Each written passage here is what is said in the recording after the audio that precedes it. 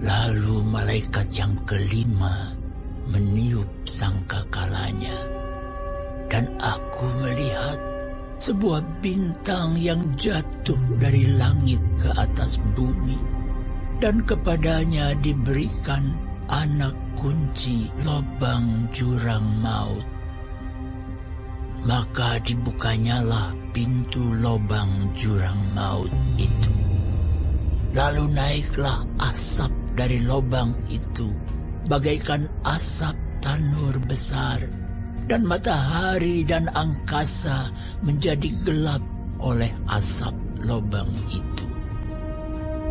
Dan dari asap itu berkeluaranlah belalang-belalang ke atas bumi, dan kepada mereka diberikan kuasa sama seperti kuasa kalajengking di bumi. Dan kepada mereka dipesankan supaya mereka jangan merusakkan rumput-rumput di bumi atau tumbuh-tumbuhan ataupun pohon-pohon, melainkan hanya manusia yang tidak memakai meterai Allah di dahinya. Dan mereka diperkenankan bukan untuk membunuh manusia, melainkan hanya untuk menyiksa mereka 5 bulan lamanya. Dan siksaan itu seperti siksaan kalajengking apabila ia menyengat manusia.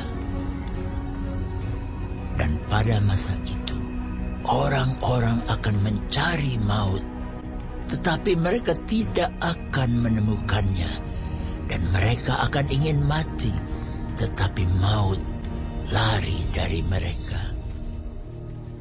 Dan rupa belalang-belalang itu sama seperti kuda yang disiapkan untuk peperangan. Dan di atas kepala mereka ada sesuatu yang menyerupai mahkota emas. Dan muka mereka sama seperti muka manusia. Dan rambut mereka sama seperti rambut perempuan, dan gigi mereka sama seperti gigi singa. Dan dada mereka sama seperti baju zirah, dan bunyi sayap mereka bagaikan bunyi kereta-kereta yang ditarik banyak kuda yang sedang lari ke medan peperangan. Dan ekor mereka sama seperti kalajengking dan ada sengatnya. Dan di dalam ekor mereka itu terdapat kuasa mereka untuk menyakiti manusia 5 bulan lamanya. Dan raja yang memerintah mereka ialah malaikat jurang maut. Namanya dalam bahasa Ibrani ialah Abaddon, dan dalam bahasa Yunani ialah Apollyon. Celaka yang pertama sudah lewat. Sekarang akan menyusul 2 celaka lagi. Lalu malaikat yang ke-6 meniup sangkakalanya, dan aku mendengar suatu suara keluar dari ke-4 tanduk mezbah emas yang di hadapan Allah, dan berkata kepada malaikat yang ke-6 yang memegang sangkakala itu, "Lepaskanlah ke-4 malaikat yang terikat dekat sungai besar Efrat itu." Maka dilepaskanlah ke-4 malaikat yang telah disiapkan bagi jam dan hari, bulan dan tahun, untuk membunuh 1/3 dari umat manusia. Dan jumlah tentara itu ialah 20.000 laksa pasukan berkuda. Aku mendengar jumlah mereka. Maka demikianlah aku melihat dalam penglihatan ini kuda-kuda dan orang-orang yang menungganginya. Mereka memakai baju zirah, merah api dan biru, dan kuning belerang warnanya.